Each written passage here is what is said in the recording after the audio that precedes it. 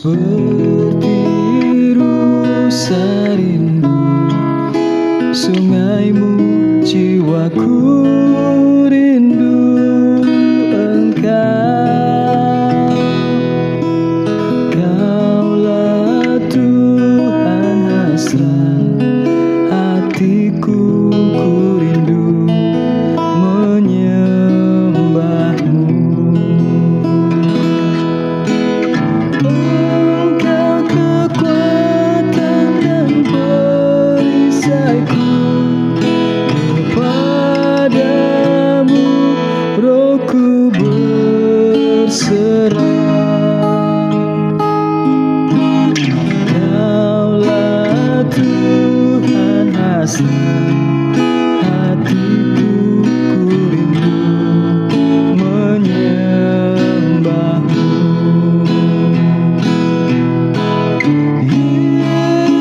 Yesus, Yesus, Kau berarti bagiku.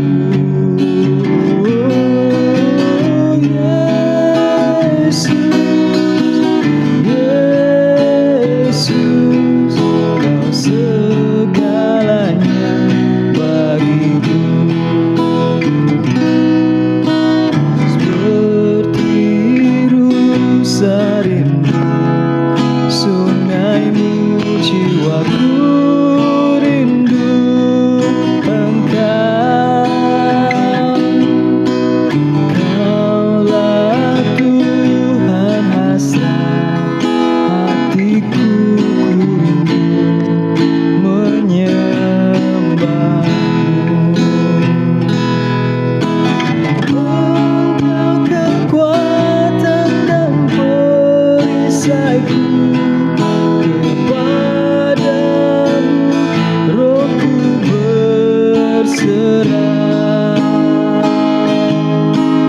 Kaulah Tuhan hasrat hatiku, ku rindu menyembahmu. Yesus, Kau berarti bagiku. Yesus, Yesus, Kau segalanya bagiku. Kau segalanya bagiku. Kau segalanya bagiku.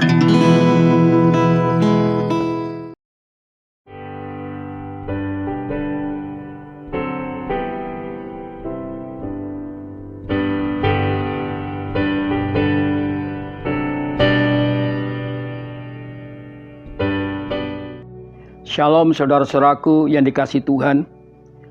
Kiranya kasih Bapa dan damai sejahtera Allah ada di tengah-tengah kita saat ini. Saudara, saat ini mari kita belajar bersama-sama dalam perenungan firman Tuhan yang kita beri tema mengambil keputusan. Oleh karena itu mari sebelumnya kita akan berdoa dulu. Bapa yang baik, kami mengucap syukur Engkau Tuhan berikan kesempatan kami untuk merenungkan firman-Mu. Kami perlu firman-Mu untuk jalan hidup kami, supaya kami tidak keluar daripada jalur-Mu. Urapi kami semua, supaya kami menerima yang datangnya hanya daripada-Mu sendiri. Terpuji nama Tuhan, haleluya, amin.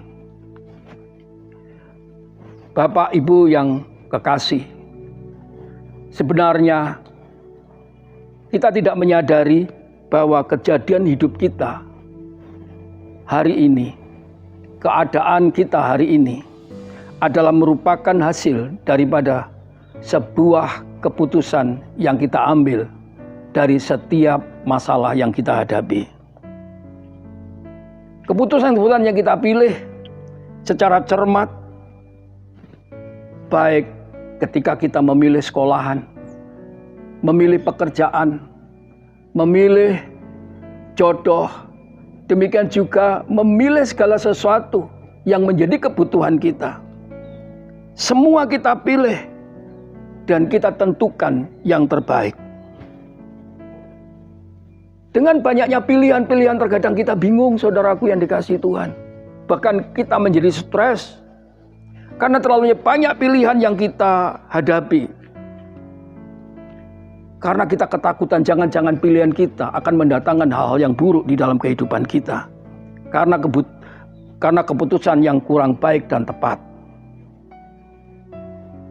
Saya bersyukur kalau keadaan kami sekarang ini hanya oleh karena dibangun oleh firman Allah yang kami saat ini renungkan siang dan malam.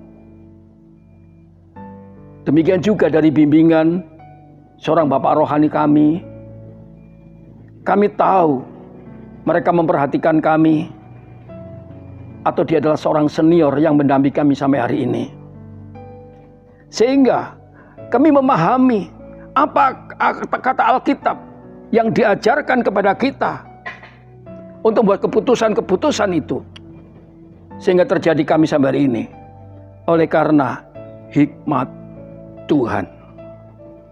Mazmur 111 ayat 10 dikatakan, permulaan hikmat adalah takut akan Tuhan. Semua orang yang melakukannya berakal budi dan baik.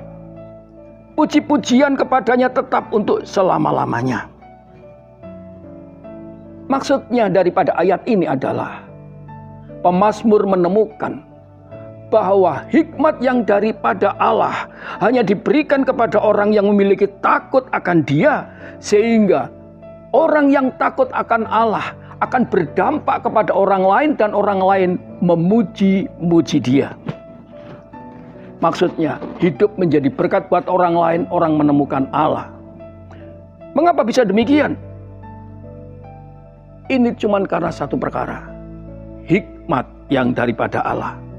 Hikmat itu artinya pemahaman dalam kejadian atau situasi ataupun barang sehingga dapat menghasilkan kemampuan untuk menerapkan persepsi, penilaian, serta perbuatan yang sesuai dengan pengertian tersebut. Haleluya. Nah, oleh karena itu, betapa pentingnya hikmat itu bagi hidup kita. Karena lewat hikmat itu, maka kita akan mendapatkan keputusan-keputusan yang lebih baik dan tepat. Terlebih ketika kita melibatkan Tuhan. Tuhan tidak akan pernah berhenti untuk memberikan rasa damai dalam kehidupan kita, sehingga kita saat ini dengan percaya diri dapat memutuskan, dan kita saat ini bisa bersukacita melaksanakan setiap keputusan-keputusan karena Allah yang menyertai kita. Bapak Ibu kasih Tuhan, apa buah daripada hikmat itu? Amsal 2 ayat 9-11 menuliskan demikian. Maka engkau akan mengerti kebenaran, keadilan dan kejujuran, bahkan setiap jalan yang baik. Karena hikmat akan masuk dalam hatimu dan pengetahuan akan menyenangkan jiwamu. Kebijaksanaan akan memelihara engkau, kepandaian akan menjaga engkau. Oleh karena sebuah hikmat, maka seseorang akan tampil menjadi orang yang bijaksana. Karena ada kepandaian yang saat ini menjadi bagian hidup mereka. Dalam arti kepandaian yang daripada Allah. Nah, jadi oleh kebijaksanaan yang dia punyai, maka seseorang akan mampu memutuskan sesuatu dengan baik dan tepat hanya oleh karena sebuah hikmat Allah. Oleh karena itu, Paulus menuliskan di Efesus 5 ayat 17. Sebab itu janganlah kamu bodoh, tetapi usahakanlah supaya kamu mengerti kehendak Tuhan. Maksudnya, Paulus mengingatkan kita supaya kita tidak bodoh untuk mengambil suatu pilihan-pilihan untuk yang kita putuskan bisa menjadikan sesuatu yang buruk buat kita. Karena mengapa? Karena selama kita hidup, kita tak akan pernah berhenti untuk memilih daripada sesuatu yang terbaik menuju kehidupan kita, sehingga kita mampu memutuskan, dan hasilnya, saudaraku yang dikasihi Tuhan, akan menjadi yang terbaik buat masa depan kita. Saya percaya keputusan yang baik adalah keputusan yang berdampak buat masa depan, bukan saja buat diri kita, tetapi sampai keturunan kita. Nah, Paulus menuliskan ada 3 sumber yang dia dapatkan hikmat yang sedang berjalan dalam kehidupan manusia. Pertama dari atas, kedua dari hawa nafsu manusia, dan yang ketiga dari setan-setan. Paulus menuliskan di Yakobus 3 ayat 15-17. Itu bukanlah hikmat yang dari atas, tetapi dari dunia, dari nafsu manusia, dari setan-setan. Sebab di mana ada iri hati dan mementingkan diri sendiri, di situ ada kekacauan dan segala macam perbuatan jahat. Tetapi hikmat dari atas adalah pertama-pertama murni. Selanjutnya pendamai, peramah, penurut, penuh belas kasihan dan buah-buah yang baik, tidak memihak dan tidak munafik. Nah, saudara, saya akan mengupas satu-satu tentang sumber hikmat ini. Pertama, sumber dari Allah. Sumber dari Allah didapatkan ketika kita melibatkan hidup kita dengan Allah. Berarti ada hubungan yang baik dengan Allah. Sehingga setiap persoalan yang kita hadapi tidak akan luput untuk Allah ikut bekerja sama di dalam yang kita kerjakan. Dan saya percaya ketika Tuhan kita libatkan di dalam setiap persoalan kita, Dia bersuka cita karena Allah kita adalah penolong. Oleh karena Dia berkata, Allah turut bekerja. Mari kita cek perasaan hati kita. Jika di dalam hati kita, saudaraku yang dikasihi Tuhan, ada persoalan merasa damai untuk kita memilih dalam kita memutuskan, maka saya percaya, saudaraku yang dikasihi Tuhan, engkau akan dijauhkan daripada kebingungan untuk menjalankan keputusan itu. Maka itulah yang akan membuat kita lebih baik, dan saudara akan percaya diri untuk memutuskan. Dan yang kedua, bisa yang datangnya daripada hawa nafsu manusia. Ini berbicara tentang kita sedang mengutamakan daripada suara hati kita. Dan suara hati harus dipenuhi dengan damai dulu untuk kita menyelesaikan masalah. Karena mengapa? Karena banyak pertimbangan lewat lingkungan kita. Banyak pertimbangan daripada hal yang mempengaruhi sehingga kita memunculkan keraguan-keraguan. Saudara, keraguan bisa berakibat karena pengaruh daripada pandangan lingkungan. Demikian juga munculnya jebakan-jebakan yang disebabkan oleh pandangan dan prasangka yang kurang baik, serta kondisi lingkungan yang tidak memahami daripada persoalan yang dengan jelas. Oleh karena jika saudara dan saya dalam ragu-ragu memutuskan, lebih baik tidak memutuskan. Demikian juga dari iblis. Jika itu dari iblis, ada satu tanda, yaitu ada intimidasi lewat keinginan-keinginan pribadi. Demikian juga mereka mengintimidasi dan mempengaruhi untuk kita dituntut, sehingga yang terjadi menghasilkan hal yang buruk dan menimbulkan perpecahan. Saudaraku yang dikasihi Tuhan, Tuhan ingin kita mendapatkan keputusan yang baik dan tepat. Mari kita akan belajar tentang kegagalan daripada terpecahnya kerajaan Daud menjadi 2. Saudara, ketika pecah, yang utara dipimpin oleh Yerobeam, yang selatan Yehuda dipimpin oleh Rehabeam. Yang saat ini kita kupas adalah tentang kerajaan Rehabeam. Kerajaan Rehabeam, saudaraku yang dikasihi Tuhan, meneruskan bagaimana pemerintahan bapaknya pada saat itu, yang saat ini mendapatkan permohonan daripada rakyat yang pada saat itu oleh Salomo diberikan beban berat tentang pajak dan pekerjaan. Tetapi Rehabiam datang kepada penatua. Rehabiam datang kepada para tua-tua penasihat daripada Salomo. Tetapi nasihat itu diindahkan. Dia datang kepada teman-temannya yang sebaya dengan dia yang kurang berpengalaman dalam pemerintahan. Yang terjadi justru Rehabiam, saudaraku yang dikasihi Tuhan, memutuskan yang berlawanan dengan keinginan daripada rakyat, bahkan memberikan beban yang berat kepada rakyat, sehingga kerajaan Daud terpecah menjadi dua. Apa sebab terpecahnya ini? Ini yang perlu kita kupas, kita pahami. Pertama, kegagalan disebabkan keputusan dari nasihat orang yang tak berpengalaman. Dalam 1 Raja-Raja 12 ayat 10. Lalu orang-orang muda yang sebaya dia berkata, beginilah kau katakan pada rakyat yang telah berkata kepadamu, ayahmu telah memberatkan kepada kami, tetapi engkau ini, berilah keinginan kepada kami. Beginilah harus kau katakan pada mereka, kelingkingku lebih besar daripada pinggang ayahku. Saudara, ayat ini menjelaskan kepada kita bagaimana sikap Rehabiam terhadap rakyat. Ketika rakyat memohon untuk keringanan pajak, untuk keringanan daripada beban kerja, tapi justru saudaraku, rakyat tidak mendapatkan hal yang baik, tetapi justru Rehabiam mendesak agar tidak menyerah pada tuntutan rakyat, dan Rehabiam memutuskan memberi beban yang seberat-beratnya.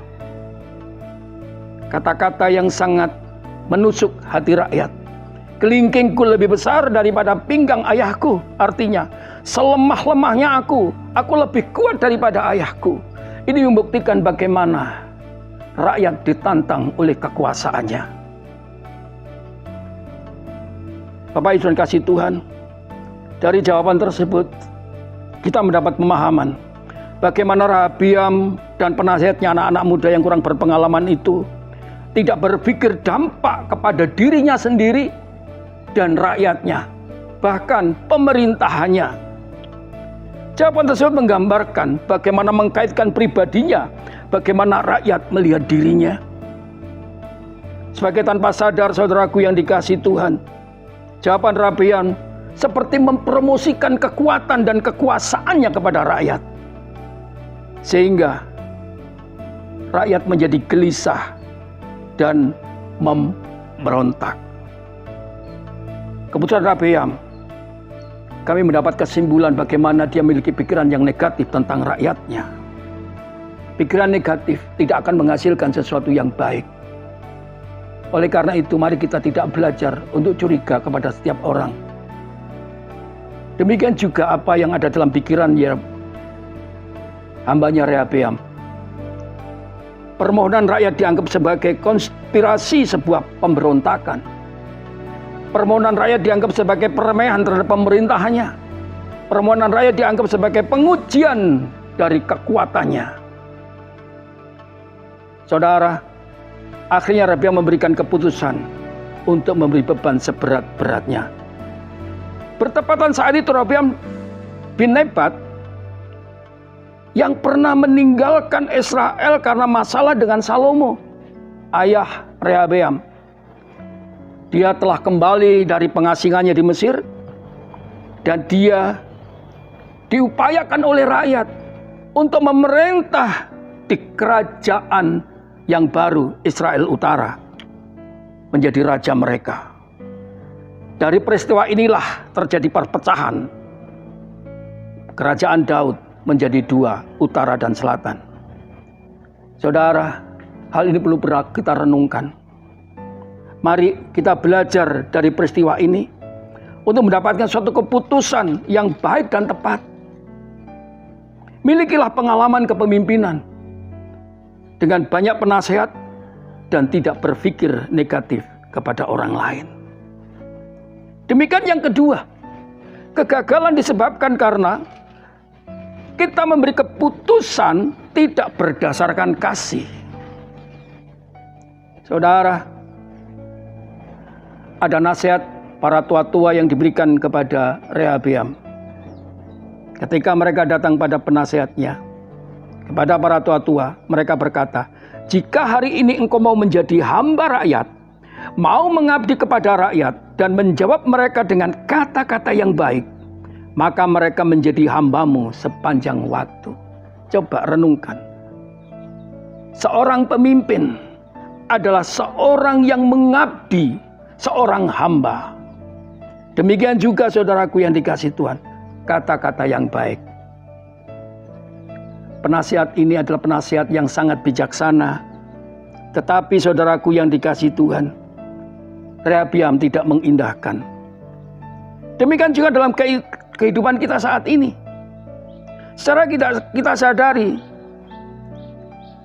kehidupan kita adalah suatu perjalanan, saudaraku, ya. Suatu perjalanan yang mau tidak mau harus kita jalani sampai akhir hidup kita. Yang jadi pertanyaan, apakah kita berkeputusan pada tujuan seperti pengemudi yang mengarahkan kepada sasarannya, atau membiarkan diri kita ditelan arus sehingga orang lain menentukan di mana kita akan berakhir? Kita melihat jalan Rehabeam diarahkan oleh karena sebagai seorang pengemudi, ataukah dia ditelan arus oleh orang-orang di sekitarnya? Yang perlu kita pertimbangkan, Rehabeam sebagai pemimpin adalah orang yang harus melayani. Karena dia sebagai penentu keputusan, kita harus banyak pertimbangan, kebijaksanaan, bukan saja kepada hal yang terkecil, tetapi sampai ke universal yang membawa keadilan dan kebaikan dan kasih. Karena pemimpin hamba perlu merendahkan hati kepada rakyatnya. Yang kita lihat, Rehabeam tidak sebegitu. Justru akan memberi keputusan yang berat dan memberikan pajak yang tinggi dan kerja yang lebih keras. Saudara, hal ini tidak bisa kita benarkan, saudara. Kita perlu mempertimbangkan etis dan moral di dalam setiap keputusan. Rehabeam belum berpengalaman bagaimana seharusnya ia mensejahterakan rakyat, dan ia mengabaikan orang-orang yang berpengalaman, para senior, nasihat-nasihat Salomo. Sehingga kondisi ini mempermudah masuknya nasihat orang yang paling dekat Yerobeam, yaitu anak-anak sebayanya yang belum berpengalaman. Sehingga apa yang kita lihat, keputusan yang saat ini dia putuskan melahirkan kegagalan terpecahnya kerajaan Daud. Sangat ironis sekali. Ada satu nasihat yang saat ini tidak pernah lupa, yang kami pakai sampai hari ini. Hormatilah para seniormu. Mintalah nasihat kepada senior atau bapak rohanimu yang berpengalaman memahami dirimu, dan mereka memahami jalan hidup yang benar yang sudah dilalui. Karena semua itu dilandasi kasih, sehingga kita akan mampu memutuskan dengan baik. Saudara, biarlah perenungan firman Tuhan pada saat ini sedikit menjadi berkat buat saudara dan saya, dan nama Tuhan dipermuliakan. Oleh karena itu, mari kita berdoa mengucap syukur kepada Allah. Bapa yang baik, kami bersyukur kalau saat ini Tuhan, Engkau berikan kesempatan kami untuk mengerti jalan-Mu. Jadikan kami menjadi pribadi yang mampu memutuskan, dapat menghasilkan yang baik dan tepat. Demikian juga, ajari lebih dulu kami memiliki hikmat daripada-Mu, sehingga kami mampu mendapatkan keputusan-keputusan yang baik. Bahkan Kau mengirimkan senior-senior kami untuk memberi nasihat pada kami, dan kami boleh berjalan bersama-sama untuk melakukan kehendak Tuhan yang akan kami laksanakan pada sasaran berikutnya di hari yang tidak kami ketahui dan kapan Engkau memanggil kami. Oleh karena itu, kami serahkan semua di dalam tangan-Mu, di dalam nama Yesus. Haleluya. Amin.